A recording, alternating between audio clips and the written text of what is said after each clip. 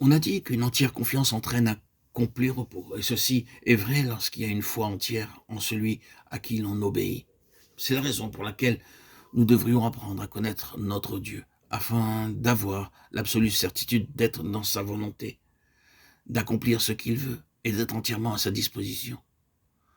Moïse connaît mieux celui à qui il obéit. Aussi, il ne se laisse plus écraser par la responsabilité de l'entreprise. Ne met plus en doute le résultat de cette lutte où il est engagé contre les puissants de ce monde. Moïse cria à Dieu, et ceci est répété de nombreuses fois. Puis il va vers Pharaon et lui parle de telle manière que le roi reconnaît qu'il a affaire avec Dieu lui-même. Nous qui parlons en son nom, puissions-nous tous avoir appris cette leçon que nous ne sommes que des ambassadeurs et nous effacer tellement que ceux qui entendent le message sachent qu'ils ont affaire à Dieu et non aux messagers.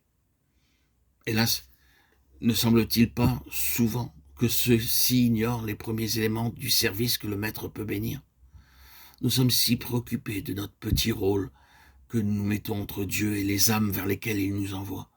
Bien plus, nous craignons de dire ainsi par l'Éternel, car nous n'avons pas appris à discerner sa pensée.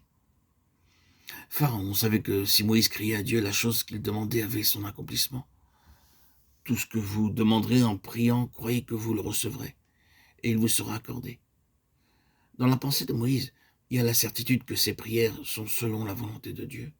Dans les circonstances qu'il traversait, il n'aurait pas suffi de prier ainsi. Oh Dieu, si telle est ta volonté, arrête cette plaie.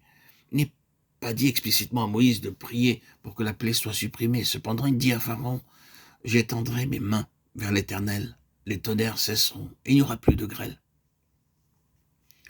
Les tonnerres et la grêle cessèrent. Exode 9, 29, 33.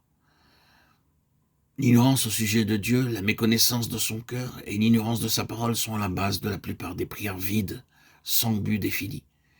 Car comment dire encore si la chose est selon ta volonté, quand Dieu a montré quelle est cette volonté?